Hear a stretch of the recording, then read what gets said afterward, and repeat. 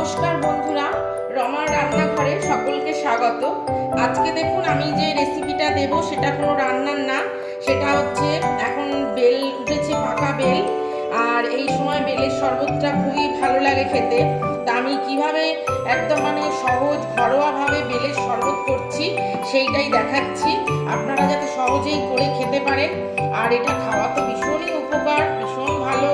যাদের কনস্টিপেশন আছে এই বেলের শরবতটা খেলে পরে নর্মালি পটি ক্লিয়ার হয়ে যায়, বা খুব খাওয়া প্রচণ্ড ভালো। এখন এই পাকা বেল খুব সুন্দর উঠেছে, তারপরে সামনেই নীল ষষ্ঠী আছে, আপনারা এই বেলের শরবত করে খেতে পারবেন।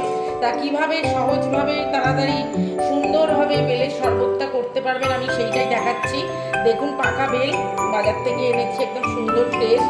এইবারে দেখুন আমি বেলটা এইভাবে একটা চামচের সাহায্যে আমি এইভাবে বেলটা কেটে তুলে নিচ্ছি। সমস্ত বেলটা আমি এইভাবে এরমভাবে কেটে বাটিতে তুলে নিচ্ছি।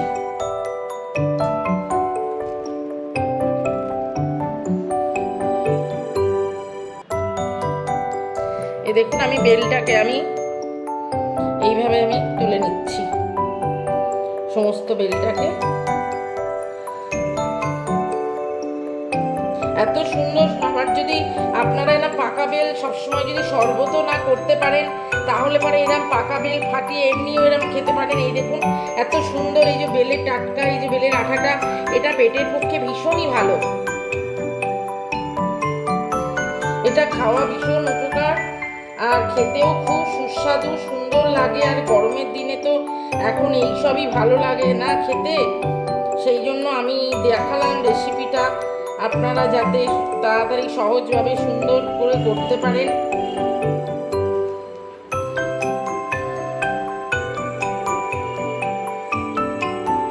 এখনো যারা আমার চ্যানেলটাকে সাবস্ক্রাইব করেননি তারা সাবস্ক্রাইব করে নেবেন, আর আমার রেসিপিগুলো দেখার জন্য বেল আইকনটা ক্লিক করে দেবেন, যাতে আমি সহজেই যে কোনো রেসিপি ছাড়লেই আপনারা যাতে সহজেই পেয়ে যান। আমার চ্যানেলটাকে লাইক করবেন, শেয়ার করবেন, সাবস্ক্রাইব করবেন, আর পাশে বেল আইকনটা ক্লিক করে দেবেন। এই দেখুন এবার আমার এটা পরিষ্কার করে তুলে নিলাম।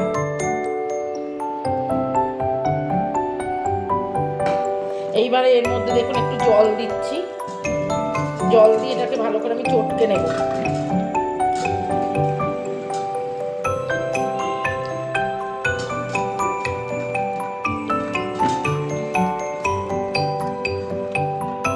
এত সুন্দর, এটা পেটের পক্ষে এত ভালো জিনিস, একটা অসাধারণ জিনিস। এটা খেলে পরে পটি ক্লিয়ার হয়ে যাবে, সুন্দর খুব ভালো লাগে। এটা শরবতটাই গরমের দিনে এত সুন্দর একটা জিনিস, পাকা বেল অসাধারণ খেতে লাগে।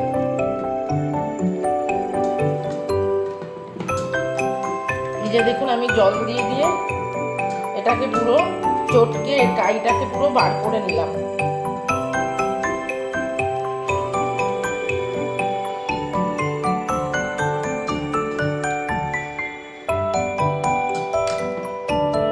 কাইটাকে পুরো বার করে নিলাম।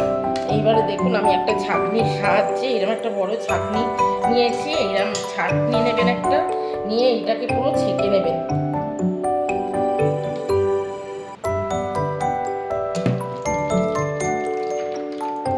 এইভাবে আমি ঠিক যেভাবে দেখাচ্ছি আপনারা ঠিক এইভাবে করবেন, করে খাবেন।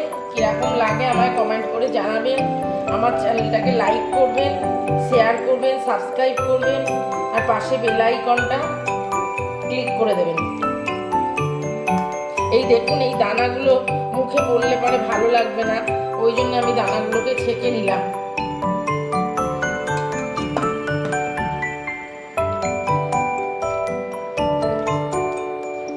এই দেখুন আমার এই ছিবড়েগুলো, এবারে আমি এটা ফেলে দেব। এই ছিবড়েগুলো এর সাথে গেলে পরে ভালো লাগবে না, গলায় আটকাবে বা খেতেও সুস্বাদু লাগবে না, ওই জন্য আমি এটা এইভাবে ছেঁকে কাইটাকে বার করে নিলাম, কাঁচটাকে। আর এই দেখুন এইগুলোকে এবার ফেলে দেব। এই এই দেখুন সুন্দর কাপটা বেরিয়ে গেছে। এইবারে দেখুন বন্ধুরা, আমি এর মধ্যে একটু বিট লবণ দিচ্ছি, একটু সামান্য করে একটু বিট লবণ দিলাম, এতে টেস্টটা খুব ভালো হবে। আর এই দেখুন আন্দাজ মতন একটু চিনি দিয়ে দিচ্ছি, আপনারা যেরকম মিষ্টি খাবেন সেই আন্দাজে দেবেন। এইবার দেখুন এইটাকে একটু ঢালা করে গুলিয়ে নেব। আমার একদম তৈরি হয়ে গেল দারুণ সুস্বাদু বেলের শরবত।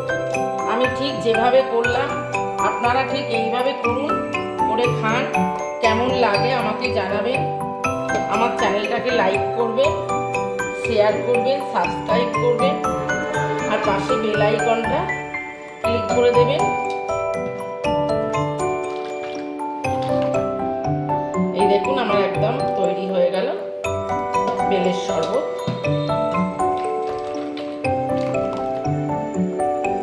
আমি ঠিক যেভাবে দেখালাম আপনারা ঠিক তাহলে এইভাবে করুন, করে খান, কেমন লাগে আমাকে জানাবেন। আমার চ্যানেলটাকে লাইক করবেন, শেয়ার করবেন, সাবস্ক্রাইব করবেন। আজ তাহলে এই পর্যন্ত, নমস্কার।